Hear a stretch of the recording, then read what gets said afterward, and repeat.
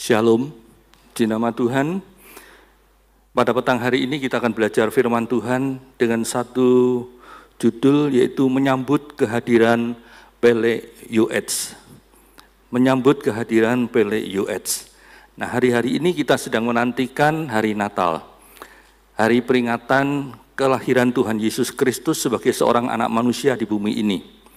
Hari Minggu yang akan datang, jadi minggu depan, tanggal 22 Desember, kita akan mengadakan ibadah Natal di tempat ini jam 5 sore. Dan nanti Rebunya, tanggal 25 Desember, kita mengadakan perayaan Natal bersama-sama di tempat ini, baik di gedung Aula Barat ini, Aula Timur maupun Aula Barat. Ya. Nah, jauh sebelum kelahiran Tuhan Yesus sebagai seorang anak manusia, Allah sudah memberikan nubuatan melalui Nabi Yesaya tentang gelar-gelar yang akan diberikan oleh Tuhan kepada anak manusia yang akan dilahirkan tersebut. Nah, tadi pagi kita sudah bersama-sama belajar tentang menyambut kehadiran El Gibor, Allah yang perkasa. Nah, sore ini kita akan mencoba belajar tentang menyambut kehadiran Pele UH, artinya yaitu penasehat ajaib. Baik El Gibor atau Allah yang perkasa maupun Pele UH atau penasehat ajaib, semuanya itu sebenarnya merupakan gelar-gelar dari Allah, milik Allah yang diberikan kepada anak manusia yang akan dilahirkan oleh perempuan yang bernama Maria, yaitu Yesus Kristus. Coba kita baca Yesaya 9 ayat yang ke-5 dan ayat yang ke-6. Yesaya 9 ayat yang ke-5 dan 6. Sebab seorang anak telah lahir untuk kita, seorang putra telah diberikan untuk kita, lambang pemerintahan ada di atas bahunya, dan namanya disebutkan orang, penasehat ajaib, Allah yang perkasa, Bapa yang kekal, Raja damai. Besar kekuasaannya dan damai sejahtera tidak akan berkesudahan di atas tahta Daud dan di dalam kerajaannya, karena ia mendasarkan dan mengokohkannya dengan keadilan dan kebenaran dari sekarang sampai selama-lamanya. Kecemburuan Tuhan semesta alam akan melakukan hal ini. Amin, puji nama Tuhan. Di sini kita membaca gelar-gelar yang diberikan oleh Allah kepada anak manusia, yaitu Yesus Kristus. Beberapa terjemahan Alkitab memisahkan antara kata penasehat dengan kata ajaib. Sehingga gelar-gelar yang diberikan kepada Allah, kepada Tuhan Yesus itu ada 5, yaitu penasehat, ajaib, Allah yang perkasa, Bapa yang kekal, kemudian Raja damai. Ada 5 gelar yang diberikan kepada Yesus Kristus. Namun juga ada terjemahan Alkitab yang menggabungkan antara kata penasehat dengan kata ajaib, sehingga hanya ada 4 gelar saja, yaitu penasehat ajaib, kemudian Allah yang perkasa, Bapa yang kekal, dan Raja damai. Nah, kita tidak perlu memperdebatkan mana terjemahan yang benar, apakah penasehat dan ajaib itu digabung menjadi satu ataukah dipisah. Ya, sebab naskah-naskah kuno Alkitab pada umumnya ditulis tanpa tanda baca, ya, tanpa menggunakan tanda baca, sehingga tergantung yang menerjemahkannya. Sehingga ada yang memisahkan antara penasehat dan ajaib, ada yang menggabungkannya. Dan hari ini saya mengajak saudara untuk pelajari gelar Tuhan Yesus sebagai penasehat ajaib, sebagai penasehat yang ajaib. Nah, perhatikan, gelar ini sebenarnya adalah gelarnya Allah, bukan gelarnya manusia. Sebab sepandai dan sebijaksana apapun juga seorang penasehat yang ada di dunia ini, tetap tidak bisa disebut sebagai penasehat ajaib. Karena kepandaian dan hikmat manusia itu tetap ada batasnya. Berbeda sekali dengan Allah.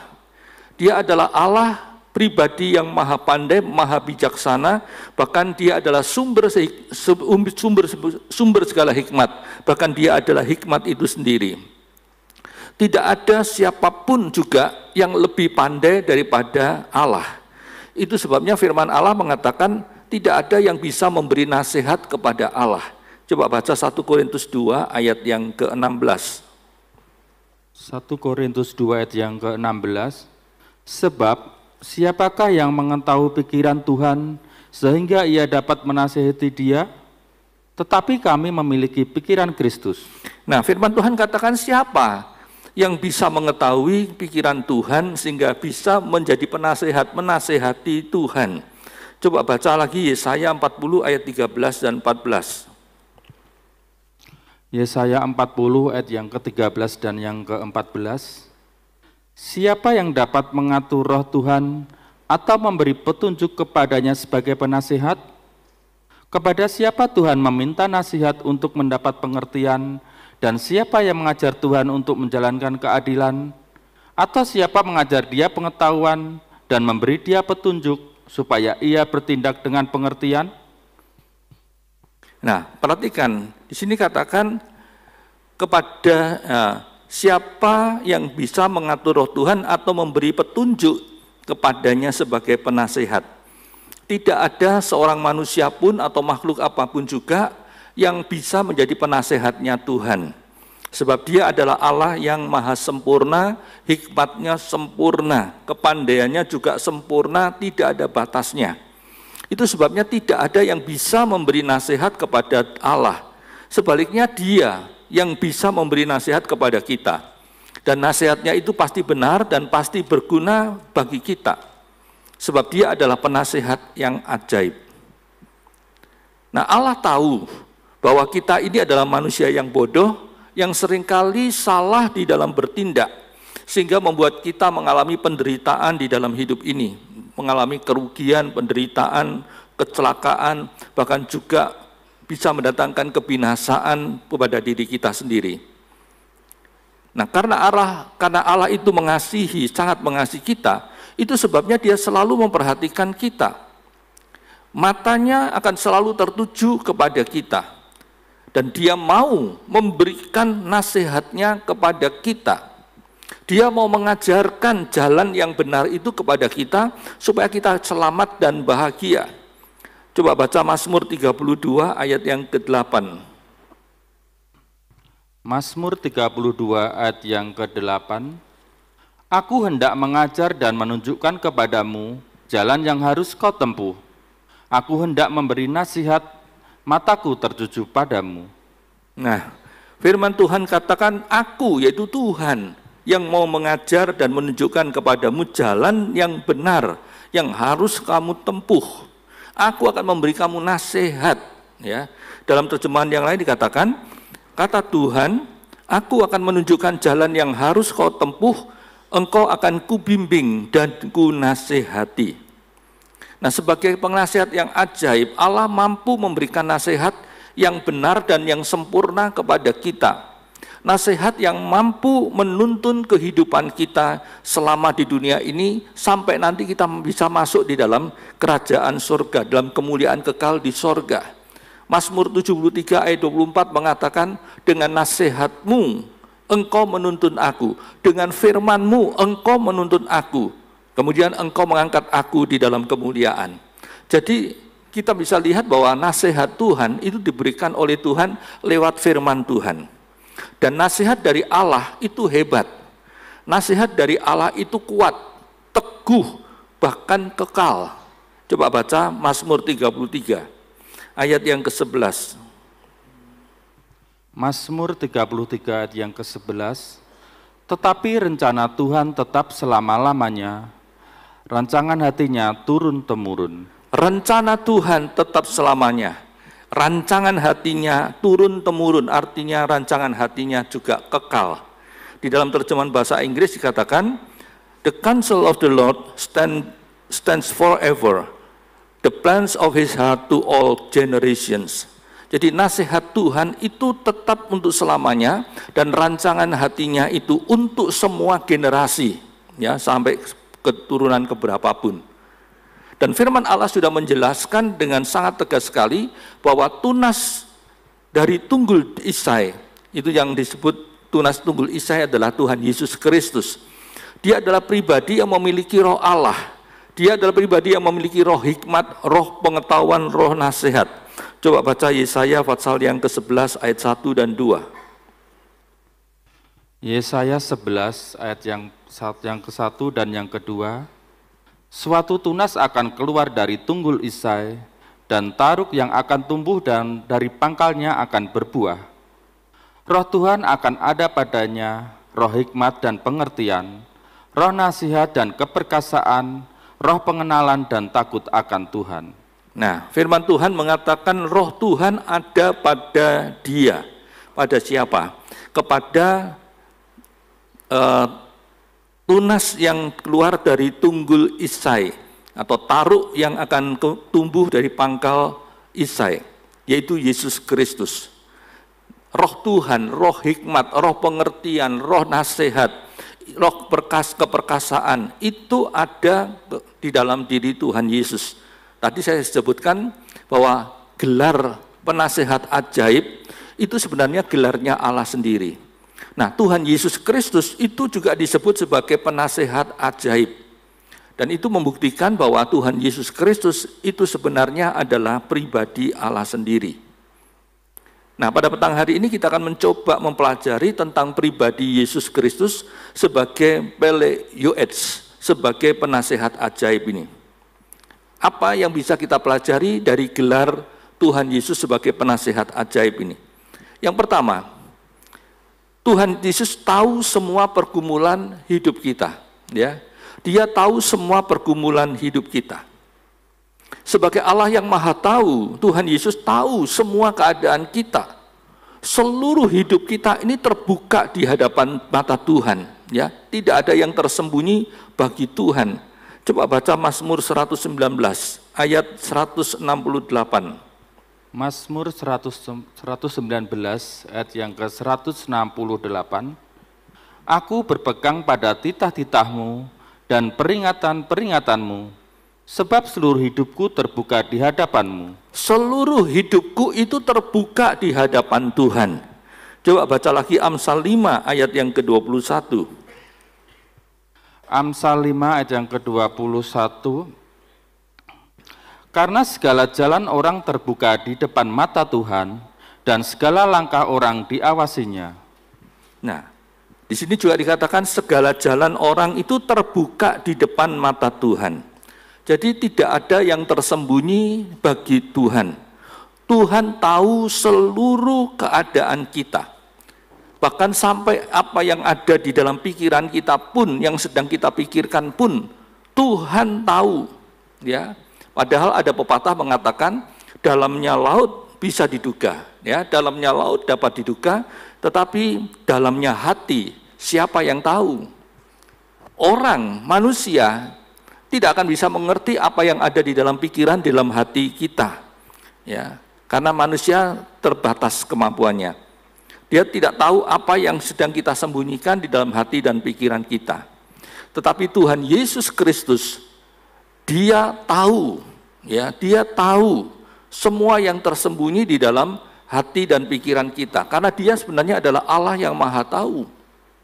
Buktinya, ketika Tuhan Yesus mengatakan kepada orang yang lumpuh yang dibawa datang kepada Tuhan Yesus, dan Tuhan berkata, dosamu diampuni, ya, dosamu sudah diampuni, maka ahli-ahli Taurat yang ada di tempat itu mereka mengomel di dalam hati. Mereka tidak ngomong, ya, tidak mengucapkan kata-kata sekali sedikit pun, tetapi di dalam hati mereka itu batin, ya, memikir dalam hati, loh ini siapa nih orang yang kok berani mengampuni dosa? Mereka menganggap Tuhan Yesus sedang menghujat kepada Allah, karena mereka katakan yang bisa mengampuni dosa itu hanya Allah. Coba kita baca aja ya, Matius 9 ayat yang pertama sampai ayat yang ke-7. Matius 9 ayat 1 sampai yang ke-7. Sesudah itu naiklah Yesus ke dalam perahu lalu menyeberang. Kemudian sampailah ia ke kotanya sendiri. Maka dibawa oranglah kepadanya seorang lumpuh yang terbaring di tempat tidurnya. Ketika Yesus melihat iman mereka, berkatalah ia kepada orang lumpuh itu, percayalah hai anakku, dosamu sudah diampuni. Maka berkatalah beberapa orang ahli Taurat dalam hatinya, ia menghujat Allah. Tetapi Yesus mengetahui pikiran mereka, lalu berkata, mengapa kamu memikirkan hal-hal yang jahat di dalam hatimu? Manakah lebih mudah mengatakan, dosamu sudah diampuni, atau mengatakan, bangunlah dan berjalanlah, tetapi supaya kamu tahu bahwa di dunia ini Anak Manusia berkuasa mengampuni dosa. Lalu berkatalah ia kepada orang lumpuh itu, bangunlah, angkatlah tempat tidurmu dan pulanglah ke rumahmu. Dan orang itu pun bangun lalu pulang.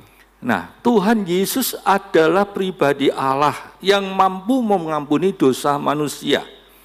Ketika Tuhan berkata dosamu diampuni, orang ahli Taurat itu berpikir dalam hatinya, batin, orang ini siapa kok berani mengatakan begitu? Ya, karena hanya Allah yang mampu mengampuni dosa. Nah, Tuhan tahu apa yang ada di dalam pikiran mereka. Walaupun mereka tidak ngomong, tapi Tuhan tahu, Tuhan bisa melihat isi hati dan pikiran mereka, dan langsung Tuhan menegur kepada ahli-ahli Taurat itu. Ya, di sini kita bisa lihat bahwa Tuhan Yesus tahu apa yang ada di dalam hati dan pikiran kita. Dia adalah Allah yang tahu apa yang menjadi keinginan kita. Tuhan tahu semua kebutuhan hidup kita. Tuhan tahu semua masalah kita. Tuhan tahu semua pergumulan hidup yang harus kita hadapi.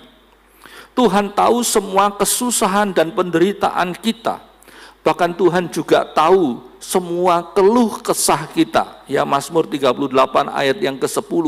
Keluh kesah kita ini tidak tertutup bagi Tuhan. Tuhan mendengar, Tuhan tahu semuanya. Ya, lihat, Dia adalah Allah yang maha tahu, Dia tahu seluruh keadaan kita. Bahkan sebagai Allah yang sudah menjadikan dirinya sebagai seorang anak manusia, Dia juga sudah mengalami sendiri, merasakan sendiri semua kesusahan yang ada di dunia ini. Semua penderitaan dan kelemahan-kelemahan yang harus kita alami. Tuhan mengalaminya sendiri. Coba baca Ibrani 4, ayat 15 dan ayat 16. Ibrani 4, ayat yang ke-15 dan yang ke-16. Sebab imam besar yang kita punya bukanlah imam besar yang tidak dapat turut merasakan kelemahan-kelemahan kita. Sebaliknya sama dengan kita, ia telah dicobai, hanya tidak berbuat dosa. Sebab itu marilah kita dengan penuh keberanian menghampiri tahta kasih karunia, supaya kita menerima rahmat dan menemukan kasih karunia untuk mendapat pertolongan kita pada waktunya. Amin. Ya, di sini Tuhan katakan bahwa Tuhan sebagai imam besar kita sudah turut merasakan kelemahan-kelemahan kita. Tuhan merasakan sendiri penderitaan yang kita alami dalam dunia ini. Bahkan kalau diingat-ingat, apa yang Tuhan alami itu jauh lebih berat penderitaannya daripada yang kita alami. Kita nggak pernah dicambuk kan, tapi Tuhan dicambuk dengan alat sesah sebanyak 39 kali sampai tubuhnya hancur. Dia masih diolok-olok, dia dihina, ya, dia kemudian dipakukan di atas kayu salib. Kita nggak ada yang mengalami itu, tapi Tuhan sudah alami semuanya itu. Itu sebabnya firman Tuhan katakan, Dia tahu semua kelemahan kita. Dia ngerti apa yang menjadi masalah-masalah yang kita hadapi, penderitaan yang harus kita alami. Karena Dia sudah mengalami sendiri. Nah, dalam terjemahan bahasa Inggris katakan begini, ya. Jesus understand every weakness of ours, because He was tempted in every way that we are, but He did not sin. So, whenever we are in need, we should come briefly before the throne of our merciful God. There we will be treated with undeserved kindness, and we will find help. Artinya, Yesus itu mengerti semua kelemahan kita, sebab Dia sudah dicobai seperti kita, tetapi Dia tidak berbuat dosa. Jadi kapanpun kita membutuhkan, kita boleh datang dengan berani ke hadapan takhta kasih karunia Allah yang penuh dengan belas kasihan itu. Di sana kita akan diperlakukan dengan kasih karunia yang sebenarnya tidak layak untuk kita terima. Dan kita akan mendapatkan pertolongan dari Tuhan. Ya, jadi Tuhan kita adalah Tuhan yang sangat mengasihi kita. Kapanpun kita membutuhkan pertolongan dari Tuhan, entah itu waktu pagi, siang, malam, ataupun mungkin pagi-pagi buta. Bahkan di saat tidak ada orang yang mempedulikan kita pun, kita boleh datang kepada Tuhan Yesus Kristus dan boleh berseru kepada Tuhan. Dan Dia pasti akan memperhatikan seruan kita. Itu janji Tuhan. Itu sebabnya ketika kita menghadapi masalah, ketika menghadapi persoalan, dan kita merasa tidak mampu menghadapinya, ingat kita punya Tuhan. Tuhan yang penuh dengan hikmat. Tuhan yang selalu siap untuk mendengar semua keluh kesah kita. Bahkan Dia siap untuk menolong kita. Kita boleh datang kepada Tuhan dengan berani, karena Tuhan yang sudah mengizinkan kita untuk mendekat kepada Tuhan. Nah, perhatikan, Tuhan kita nggak main-main di dalam memperhatikan kita. Sebab kita ini adalah biji mata Tuhan, orang yang sangat dikasihi oleh Tuhan. Mata Tuhan selalu memandang kepada kita. Dia tahu semua kesusahan dan persoalan hidup yang harus kita hadapi. Itu sebabnya Dia berkata kepada jemaat di Smyrna. Coba baca Wahyu 2 ayat 8 dan ayat 8 sampai 10. Wahyu 2 ayat yang ke-8 sampai yang ke-10. Dan tuliskanlah kepada malaikat jemaat di Smyrna. Inilah firman dari yang awal dan yang akhir, yang telah mati dan hidup kembali. Aku tahu kesusahanmu dan kemiskinanmu, namun engkau kaya, dan fitnah mereka yang menyebut dirinya orang Yahudi. Tetapi yang sebenarnya tidak demikian. Sebaliknya mereka adalah jemaah iblis. Jangan takut terhadap apa yang harus engkau derita. Sesungguhnya iblis akan melemparkan beberapa orang dari antara kamu ke dalam penjara, supaya kamu dicobai dan kamu akan beroleh kesusahan selama 10 hari. Hendaklah engkau setia sampai mati, dan aku akan mengaruniakan kepadamu mahkota kehidupan. Di dalam ayat-ayat yang ditujukan kepada jemaat di Smyrna, Tuhan berkata, Tuhan tahu kesusahanmu, ya. Berarti Tuhan tahu kesusahan kita. Tuhan tahu kemiskinan kita. Tuhan tahu kalau kita ini sedang difitnah oleh orang lain. Tuhan tahu kalau kita ini menderita. Tuhan tahu kalau kita ini kalau iblis sedang melemparkan kita ke dalam penjara, artinya iblis sedang mencobai kita sehingga kita mengalami penderitaan, kesusahan. Nah, Tuhan tahu semua keadaan kita. Tuhan tahu semua pergumulan hidup kita. Itulah Tuhan saudara dan Tuhan saya. Dia tahu semua keadaan kita saat ini. Lebih daripada istri, lebih daripada suami, lebih daripada orang tua ataupun saudara ataupun anak kita atau teman-teman kita. Dia tahu semua keadaan kita.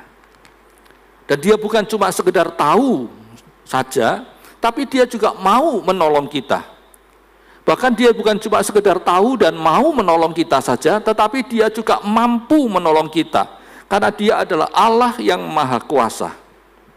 Itu sebabnya ketika kita menghadapi masalah dalam kehidupan kita, ketika menghadapi pergumulan hidup yang kita anggap begitu berat, jangan putus asa, ya. Kenapa kalau ada orang yang sampai bunuh diri ketika menghadapi masalah? Karena putus asa. Bukan hanya orang yang tidak percaya pada Tuhan Yesus, tapi kita seringkali mendengar juga orang-orang yang mengaku kenal kepada Tuhan Yesus, yang mengaku percaya kepada Tuhan Yesus, kok ia bunuh diri, ya. Itu membuktikan bahwa sebenarnya dia belum kenal siapa Tuhan yang dia sembah. Tuhan yang kita sembah adalah Pele-Yoetz, penasehat ajaib yang luar biasa, ya. Kita punya penasehat yang sangat ajaib dalam kehidupan kita. Itu sebabnya ketika kita menghadapi pergumulan hidup ini, jangan pernah putus asa, ya. Karena kita punya penasehat yang sangat ajaib. Dan penasehat yang ajaib itu sudah hadir di dunia ini. Dia sudah turun dari sorga, menjelma menjadi manusia. Dan saat ini dia juga sudah hadir di dalam kehidupan kita. Amin.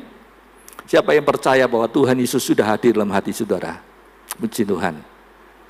Dia adalah Pele-Yoetz. Dia adalah penasehat ajaib.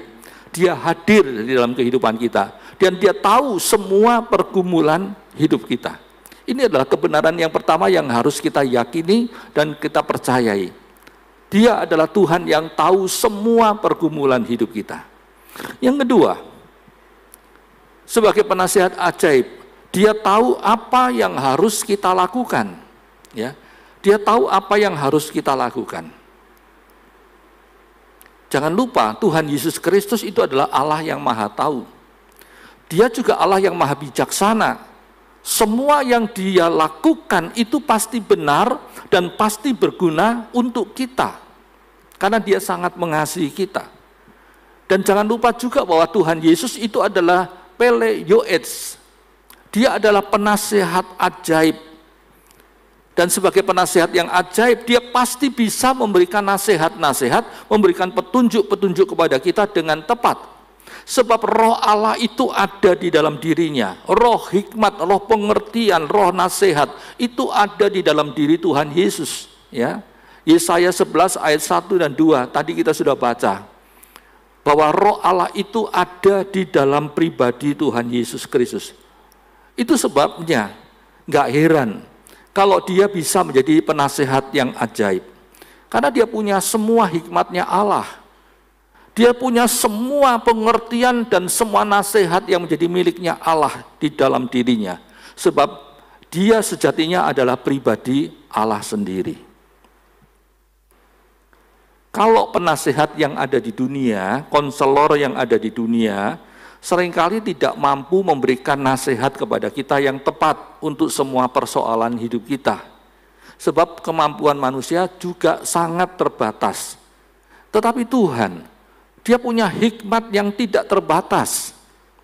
Itu sebabnya dia pasti bisa memberikan nasihat yang tepat kepada kita dalam masalah apapun juga yang sedang kita hadapi. Orang mengatakan tidak ada jalan keluar. Tetapi di mata Tuhan selalu ada jalan keluar. Karena Tuhan itu penuh hikmat. Dia tahu apa yang harus dia lakukan. Dan dia juga tahu bagaimana harus menuntun saudara dan saya untuk mengatasi semua masalah kita. Ya. Kalau penasihat yang ada di dalam dunia ini, entah itu dia penasihat hukum, atau penasihat perkawinan, atau penasihat pekerjaan, dan yang lain-lainnya, seringkali mereka punya jam kerja. Ya kan? Jadi kalau mau ketemu dengan penasihat itu harus pada jam kerjanya. Atau bahkan kita harus janjian lebih dahulu. Kapan ya saya bisa bertemu untuk konsultasi, untuk konseling, untuk menceritakan masalah saya. Kita janjian dulu, baru kita bisa bertemu dengan konselor itu, dengan penasihat itu. Tetapi Tuhan Yesus, dia tidak seperti itu. Kita mau bertemu kepada Tuhan kapanpun juga untuk minta nasihat Tuhan. Tuhan selalu ada bagi kita. Tuhan itu selalu siap. Kita nggak perlu janjian dulu kepada Tuhan. Kapanpun kita mengalami masalah dan kita butuh Tuhan Yesus, kita tinggal berseru kepada Tuhan. Kita bebas datang kapanpun juga kepada Tuhan. Nah, enak kan kalau kita bisa minta nasihat kepada Tuhan Yesus? Kapanpun juga. Di tengah malam pun, ingat Tuhan nggak pernah tidur. Ya, kapanpun kita berseru pada Tuhan, Tuhan selalu mendengarkan seruan kita. Itu sebabnya kita harus yakin bahwa kita ini punya penasehat yang sangat ajaib dalam kehidupan kita. Dan Tuhan Yesus sudah membuktikan sendiri, selama dia hidup di dalam dunia ini sebagai seorang anak manusia, dia juga sering memberikan nasihat-nasihatnya, baik kepada murid-muridnya maupun kepada orang banyak. Ya. Selalu dia memberikan nasihat-nasihat yang baik. Contohnya, ketika Petrus bertanya kepada Tuhan Yesus, berapa kali sih saya ini harus mengampuni saudara saya yang berbuat salah pada saya? Apakah sampai 7 kali? Nah perhatikan, saat itu Tuhan Yesus menasihati Petrus supaya Petrus belajar mengampuni tanpa batas. Tuhan katakan tidak cuma 7 kali saja, tetapi 70 kali 7 kali. Berarti Tuhan mengajar Petrus untuk belajar mengampuni tanpa batas. Itu nasihatnya Tuhan. Ketika Tuhan Yesus menyembuhkan orang yang sakit kusta, Tuhan Yesus menyembuhkan saat itu 10 orang yang sakit kusta, Nah, saat itu Tuhan Yesus memberi nasihat kepada mereka supaya mereka melakukan firman Allah, yaitu mereka harus menemui para imam untuk menunjukkan tubuh mereka. Kenapa? Karena Allah sudah memberikan ketetapan bahwa para imamlah yang berhak untuk memutuskan apakah seseorang itu sembuh dari penyakit kusta atau tidak. Jadi orang yang disembuhkan oleh Tuhan, dia harus menghadap kepada para imam untuk diperiksa tubuhnya, benar-benar dia sudah sembuh dari penyakit kusta atau belum. Nah, ketika Tuhan menyembuhkan 10 orang yang kusta itu, Tuhan berpesan pada mereka, kamu harus melakukan firman Tuhan. Temui para imam, tunjukkan tubuhmu pada mereka, supaya mereka melihat apakah kamu benar-benar sudah sembuh atau Tuhan. Nah, Tuhan Yesus memberi nasihat kepada mereka supaya mereka mematuhi firman Tuhan. Itu nasihat dari Tuhan. Contoh yang lain, ketika murid-muridnya sedang geger, sedang bertengkar untuk berebut siapa yang paling besar di antara mereka, saat itu Tuhan juga memberi mereka nasihat supaya jangan sombong-sombongan, ya. Supaya mereka ini belajar untuk merendahkan diri, rendah hati seperti seorang anak yang polos, yang masih polos. Itu nasihat Tuhan untuk murid-murid Tuhan yang ingin menjadi orang yang terbesar.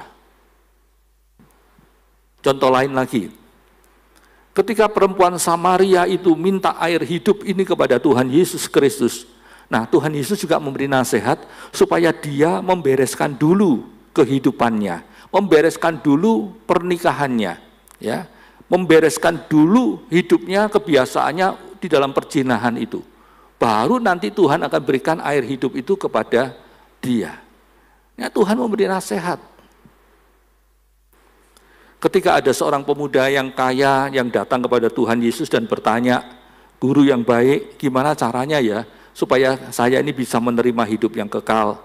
Nah, saat itu Tuhan Yesus juga memberi nasihat kepada pemuda itu supaya dia tidak terikat dengan harta benda duniawi ini, tapi dia harus ikut Tuhan Yesus dengan setia. Itu nasihat yang diberikan kepada pemuda ini, walaupun pemuda ini akhirnya tidak mau melakukan nasihat dari Tuhan karena hatinya sudah terikat dengan kekayaannya. Contoh yang lain lagi, ketika Tuhan Yesus melihat ahli-ahli Taurat, orang-orang Farisi, imam-imam kepala yang suka berpura-pura, yang pura-pura punya kerohanian yang tinggi, ya. Ketika Tuhan melihat mereka jadi orang yang sok rohani, Tuhan Yesus memberi nasihat juga kepada mereka supaya mereka bertobat, supaya mereka tidak sampai mengalami celaka. Sebab kalau mereka tetap dalam kondisi seperti itu, mereka akan celaka. Itu sebabnya Tuhan katakan, ayo bertobatlah, ya, bertobatlah. Nah, ketika Tuhan Yesus mengetahui kesombongan dari orang-orang Farisi yang suka pamer di dalam berdoa, mereka berdoa di tempat-tempat yang ramai, di perempatan-perempatan jalan, mungkin juga di pasar-pasar yang ramai. Nah, Tuhan Yesus menasihati mereka supaya mereka berdoa di dalam kamar yang tertutup, yang dikunci rapat. Supaya mereka tuh jangan sok rohani. Itu nasihatnya dari Tuhan tuh orang-orang Farisi. Ketika Tuhan Yesus mengetahui bahwa Yohanes Pembaptis yang pada saat itu ada di dalam penjara, ya, mulai meragukan kemesiasan dari dirinya, kemesiasan dari Tuhan Yesus. Nah, Tuhan Yesus juga memberi nasihat kepada Yohanes Pembaptis untuk tidak meragukan lagi kemesiasannya, dengan cara menunjukkan bukti perbuatan-perbuatan yang sudah dilakukan oleh Tuhan Yesus. Tuhan katakan kepada murid-murid dari Yohanes yang diutus oleh Yohanes ini, tunjukkan apa yang aku lakukan kepada Yohanes, supaya dia enggak ragu-ragu lagi bahwa aku adalah Mesias. Ingat sebelumnya di awal pelayanannya Yohanes sudah dengan tegas mengatakan bahwa Yesus itu adalah Mesias. Ketika dia melihat Yesus sedang berjalan di dekat mereka, Yohanes Pembaptis ngomong di depan orang banyak, lihat itu anak domba Allah yang akan menebus dosa manusia. Dengan kata lain, dia adalah juru selamat, dia adalah Mesias yang kita tunggu-tunggu. Tetapi ketika dia mengalami penderitaan di dalam penjara, imannya mulai goyah. Dia mulai meragukan tentang kemesiasan dari Tuhan Yesus. Dan Tuhan memberi nasihat, jangan goyah. Tetap percaya, ini loh buktinya. Aku melakukan perbuatan-perbuatan ini. Ya. Jadi Tuhan Yesus selalu memberikan nasihat-nasihat kepada murid-muridnya, kepada siapapun juga. Ketika Tuhan Yesus melihat bait Allah dinajiskan, dia juga memberi nasihat, bahkan teguran yang keras kepada bangsa Israel, supaya mereka kembali menghormati Allah. Mereka kembali menghormati bait Allah. Lewat tindakannya yang sangat tegas membersihkan bait Allah itu dari semua orang yang menajiskannya. Tuhan memberi nasihat, hormati bait Allah. Jadikan tempat ini sebagai tempat untuk menyembah kepada Allah. Bukan jadi tempat seperti pasar seperti ini. Ya. Jadi Tuhan juga memberikan nasihat kepada orang banyak itu. Lagi contoh yang lain. Ketika Marta melayani Tuhan Yesus dengan banyak ngomel. Ya. Ketika dia melayani Tuhan Yesus dengan banyak mengomel. Nah, Tuhan Yesus menasihati Marta supaya melayani Tuhan seperti Maria, nggak banyak ngomong tapi melayani Tuhan. Itu nasihat dari Tuhan untuk Marta. Dan masih ada banyak peristiwa-peristiwa yang lain di mana Tuhan Yesus memberikan nasihat itu kepada orang banyak. Di sini kita bisa lihat, selama pelayanannya di bumi ini sebagai seorang anak manusia, Tuhan Yesus selalu memberikan nasihat kepada umatnya, baik secara verbal, lewat perkataan, maupun lewat tindakan yang nyata. Dia selalu memberikan nasihat-nasihat. Begitu juga ketika murid-murid Tuhan Yesus sedang menghadapi masalah, karena melihat orang banyak yang mendengarkan khotbah Tuhan Yesus itu sedang kelaparan. Saat itu Tuhan Yesus juga memberi nasihat kepada murid-muridnya supaya merekalah yang memberi makan kepada orang banyak itu. Jangan membiarkan orang itu pulang dengan kelaparan. Dia yang memberikan nasihat supaya murid-muridnya yang memberi makan kepada orang banyak ini. Bahkan dia juga memberi petunjuk kepada murid-muridnya bagaimana caranya harus melayani orang yang sedang kelaparan yang begitu banyak. Tuhan ngomong pada murid-muridnya, suruh orang banyak itu kumpul. Satu kelompok 50 orang. Katakan saat itu ada 5.000 orang laki-laki, belum perempuan dan anak-anak ya. Katakan 5.000 orang saja. Harus menjadi 10 kelompok. Menjadi 100 kelompok ya. Satu kelompok 50 orang. Nah, 12 murid Tuhan harus melayani mereka. Berarti satu orang harus melayani antara 8 sampai 9 kelompok. Dan Tuhan memberikan petunjuk sehingga akhirnya murid-murid Tuhan itu bisa melayani dengan baik, bisa memberi makan dengan mudah kepada orang banyak itu. Beda kalau mereka tidak ngerti caranya, mereka melayani langsung 5.000 orang. Wah, pasti akan sangat lelah dan semrawut ya. Ini loh, Tuhan itu maha bijaksana. Dia selalu memberikan petunjuk-petunjuk apa yang harus kita lakukan dalam kehidupan kita. Contoh yang lain lagi. Ketika murid-murid Tuhan panik menghadapi angin badai, ya menghadapi masalah angin badai yang menghantam perahu mereka, Tuhan Yesus memberi nasihat kepada murid-muridnya supaya mereka itu tenang. Sudahlah, tenang saja, jangan gugup, jangan panik. Belajarlah untuk mengalahkan masalah itu dengan ketenangan, dengan mempercayai Tuhan Yesus Kristus. Itu sebabnya saudara-saudara, apapun juga problema yang kita hadapi dalam kehidupan kita, kesulitan apapun yang saat ini sedang kita hadapi, kita harus yakin bahwa Tuhan Yesus Kristus tahu jalan keluar dari sebuah permasalahan kita. Amin. Dia tahu semua persoalan kita, dia tahu semua jalan keluarnya, dia tahu apa yang harus kita lakukan untuk mengatasi masalah kita. Dan Tuhan mau memberitahukan kepada kita apa yang harus kita lakukan untuk mengatasi semua persoalan hidup kita. Tuhan akan memberikan petunjuk-petunjuknya kepada kita. Sebagai penasihat yang ajaib, dia akan memberikan nasihatnya, dia akan memberikan petunjuknya kepada kita.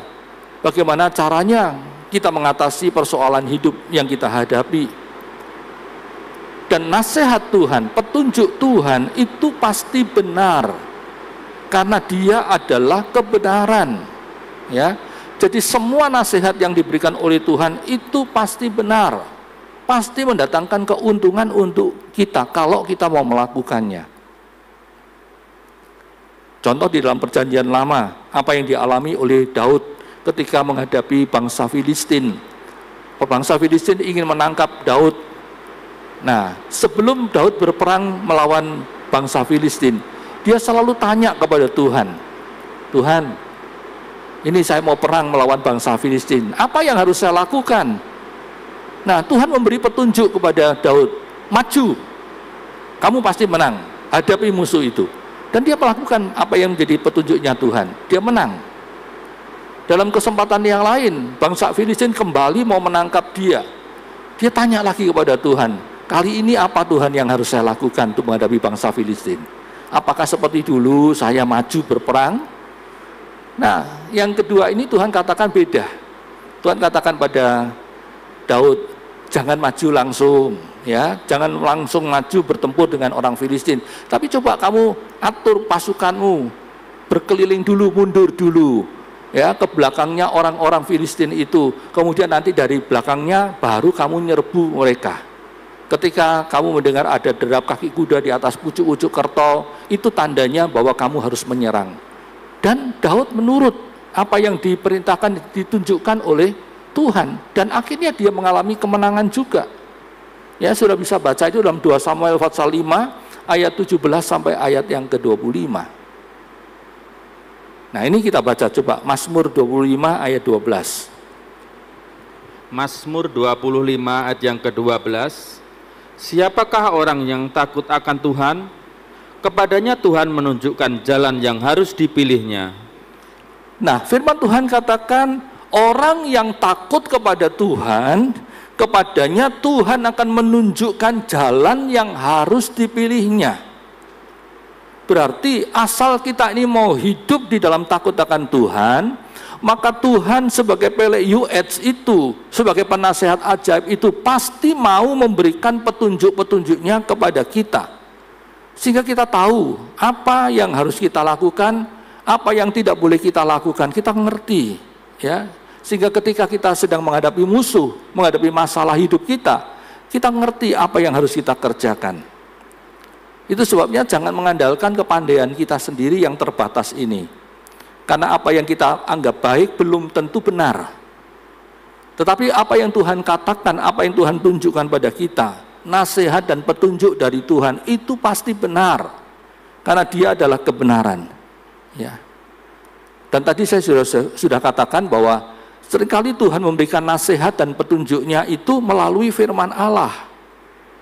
Itu sebabnya kalau kita tidak suka membaca Alkitab, ketika Tuhan memberikan petunjuk pada kita, memberikan nasihat, kita nggak ngerti. Karena kita nggak suka baca Alkitab. Kalau kita tidak suka mendengarkan firman Allah di gereja yang disampaikan kepada kita juga tidak akan tahu ketika Tuhan memberikan nasihat kepada kita, Tuhan memberikan petunjuk atas semua masalah kita nggak ngerti. Itu sebabnya saya nggak bosan-bosan mengingatkan kepada kita. Saya ulangi lagi, saya menghimbau kepada saudara semua, ayo baca Alkitab kita secara rutin setiap hari. Ya, baca Alkitab setiap hari. Dan datanglah ke gereja secara rutin untuk mendengarkan firman Allah. Dengarkan dengan sungguh-sungguh. Supaya kita ini tahu ketika Tuhan memberikan petunjuknya kepada kita. Dan kita bisa melakukan apa yang menjadi petunjuknya Tuhan. Sehingga kita bisa mengatasi semua persoalan hidup kita. Memang kadang-kadang nasihat dan petunjuk yang Tuhan berikan kepada kita itu rasanya nggak masuk akal. Ya, rasanya nggak masuk akal, sulit untuk kita pahami, sulit untuk kita mengerti.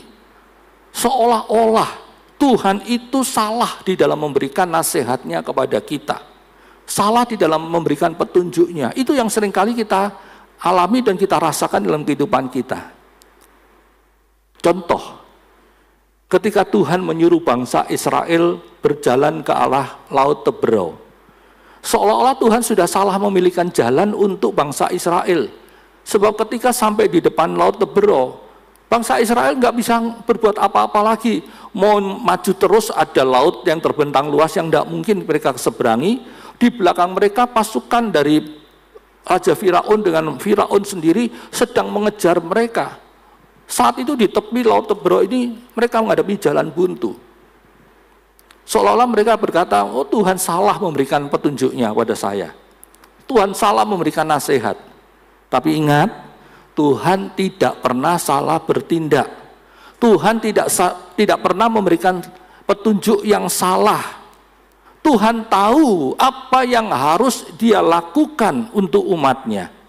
Dan dia juga tahu apa yang harus dilakukan oleh umat Tuhan untuk mengatasi masalah itu.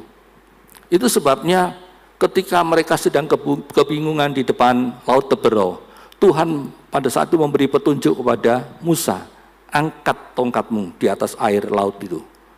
Dan kalau Musa mengikuti perintah Tuhan, yang kelihatannya nggak masuk akal, ngapain sih kok suruh ngangkat tongkat di atas Laut Tebero? Untuk apa? Apa dampaknya? Walaupun Musa tidak ngerti, tetapi dia lakukan petunjuk dari Tuhan. Dan saat itulah Tuhan yang bertindak, membelah Laut Tebero itu sehingga bangsa Israel bisa menyeberang dengan selamat. Lihat, Tuhan tahu apa yang harus dia lakukan untuk kita.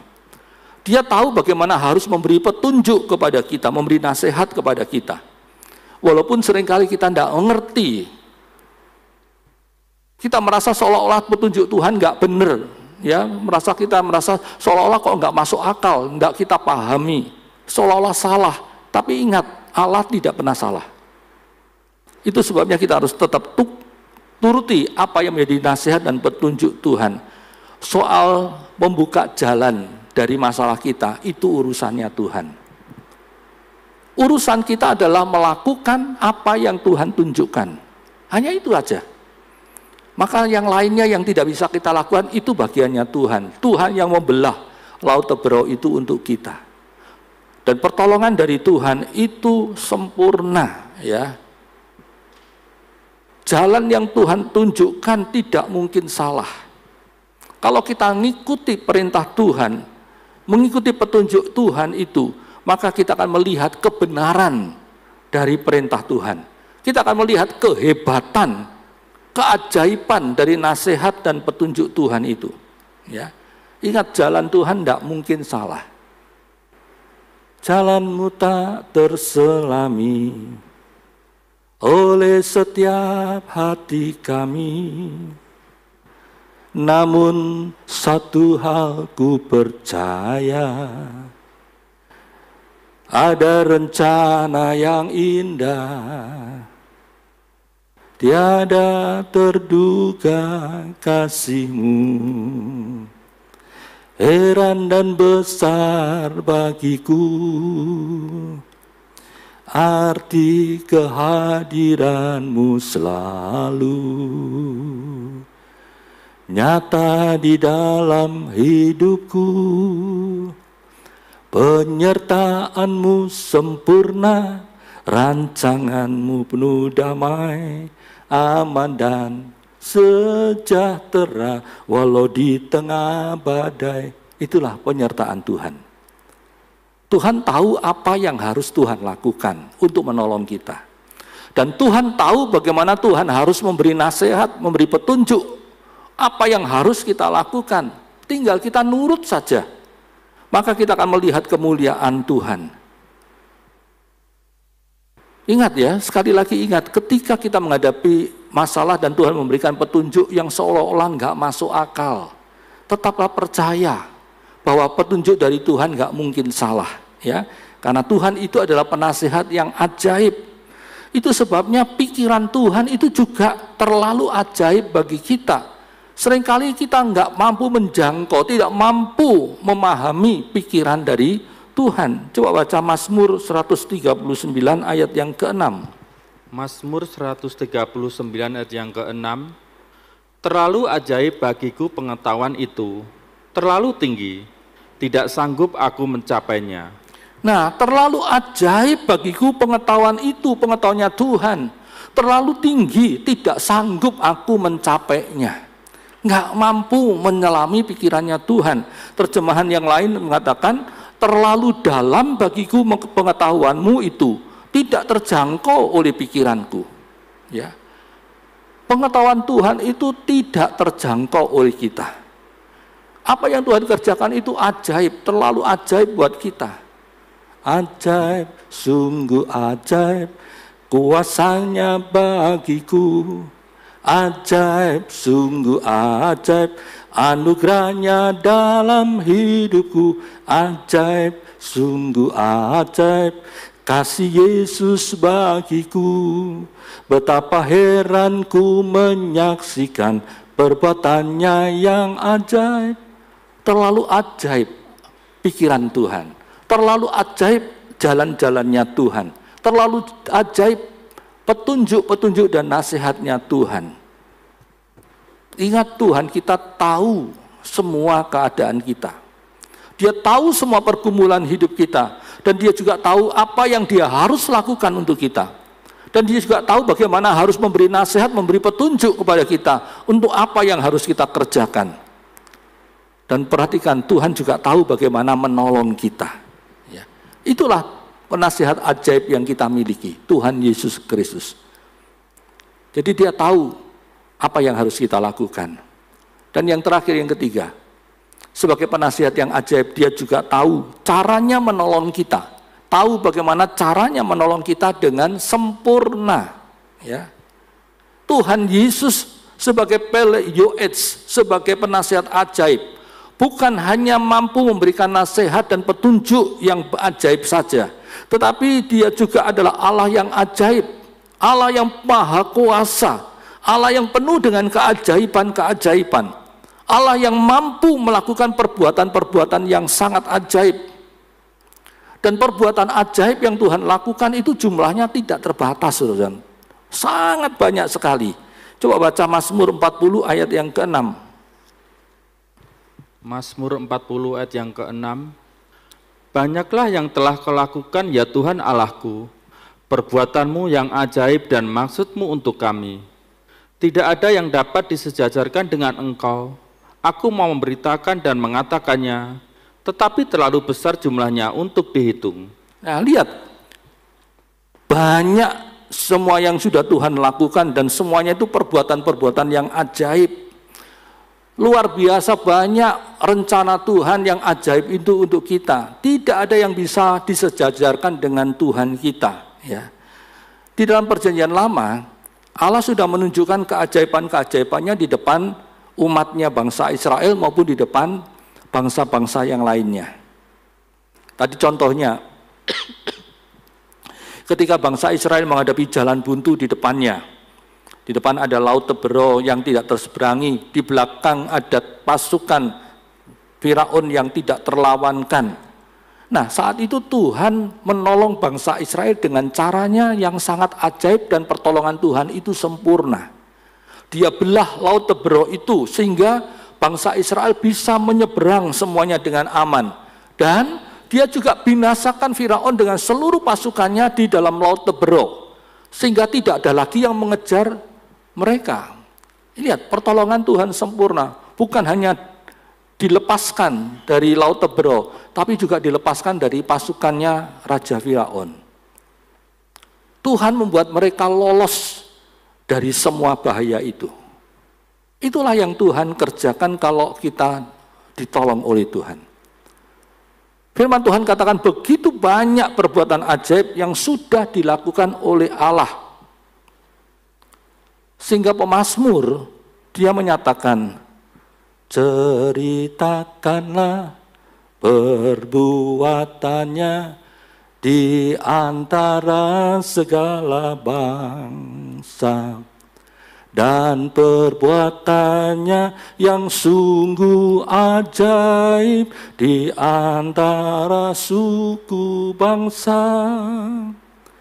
Sebab Tuhan maha besar dan sangat terpuji, Dia lebih dahsyat dari segala Allah. Itu ditulis dalam Mazmur 96 ayat 3 dan ayat 4.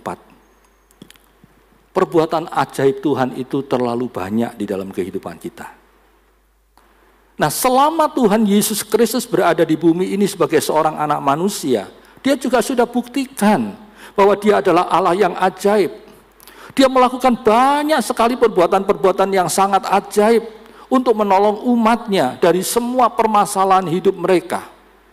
Dia mencelikkan mata yang buta, dia melepaskan lidah yang terikat yang bisu, dia pulihkan pendengaran yang pendengaran telinga yang tuli, dia tegakkan kaki yang lumpuh, dia sembuhkan semua penyakit, dia bangkitkan orang yang mati, bahkan dia melakukan pertolongan, melepaskan orang-orang yang dirasuk setan. Coba baca Matius 15 ayat 30 dan 31. Matius 15 ayat yang ke-30 dan 31. Kemudian orang banyak berbondong-bondong datang kepadanya, membawa orang lumpuh, orang timpang, orang buta, orang bisu, dan banyak lagi yang lain. Lalu meletakkan mereka pada kaki Yesus, dan ia menyembuhkan mereka semuanya. Maka takjublah orang banyak itu melihat orang bisu berkata-kata, orang timpang sembuh, orang lumpuh berjalan, orang buta melihat, dan mereka memuliakan Allah Israel. Nah, perhatikan, selama di dunia ini dia menjadi seorang anak manusia, dia juga sudah melakukan banyak perbuatan ajaib di tengah-tengah umat Tuhan. Yang bisu disembuhkan, yang buta disembuhkan, yang tuli disembuhkan, yang sakit apapun disembuhkan, yang lumpuh dibuat berjalan lagi, yang tangannya mati sebelah juga jadi pulih lagi, dan masih ada banyak lagi yang Tuhan lakukan. Dia juga meneduhkan danau yang sedang bergelora, dia injak-injak air di danau yang sedang mengamuk, dan masih ada banyak lagi keajaiban-keajaiban yang lain yang Tuhan kerjakan di antara umat Tuhan. Nah, sebagai penasehat ajaib, dia juga tahu bagaimana caranya menolong kita dengan keajaibannya. Dia tahu semua masalah kita, dan dia ngerti bagaimana caranya menyelesaikan masalah kita dengan ajaib dan sempurna. Sebagai seorang anak manusia, Tuhan Yesus sudah merasakan sendiri semua pencobaan dan masalah yang kita hadapi dalam kehidupan kita. Nanti dibaca Ibrani pasal 2 ayat yang ke-18. Ya, di situ dikatakan dia sendiri sudah menderita karena pencobaan. Itu sebabnya dia dapat menolong mereka yang dicobai. Dia dapat menolong kita yang sedang menghadapi masalah dan pencobaan. Karena dia sudah mengalami sendiri apa yang harus dia derita saat itu. Itu sebabnya sekali lagi jangan takut menghadapi semua persoalan hidup kita ini. Sebesar apapun, sebanyak apapun, sehebat apapun juga masalah-masalah yang harus kita hadapi. Ingat, kita punya Tuhan, penasehat yang ajaib, yang luar biasa. Dia tidak akan kekurangan hikmat, dia tidak akan kekurangan keajaiban untuk menolong kita. Karena dia adalah Pele Yoetz, penasehat ajaib. Dia adalah Allah yang penuh hikmat dan keajaiban. Itu sebabnya, ayo sambut kehadiran Pele Yoetz itu di dalam kehidupan kita. Bukan hanya menyambut waktu hari Natal saja kita bersukacita, tapi yang penting adalah kita sambut dia untuk hadir di dalam kehidupan kita. Maka sepanjang hidup kita tidak akan pernah kehabisan keajaiban-keajaiban Tuhan. Kita akan melihat sendiri bagaimana Tuhan itu luar biasa. Ya. Nah, inilah yang bisa kita pelajari pada petang hari ini. Sebentar lagi kita akan memperingati hari Natal. Peringatan hari kelahiran Sang Juru Selamat dunia. Tuhan Yesus, dia adalah firman Allah, pribadi Allah sendiri, yang sudah turun ke dalam dunia untuk menyelamatkan kita dari kebinasaan kekal akibat dosa kita.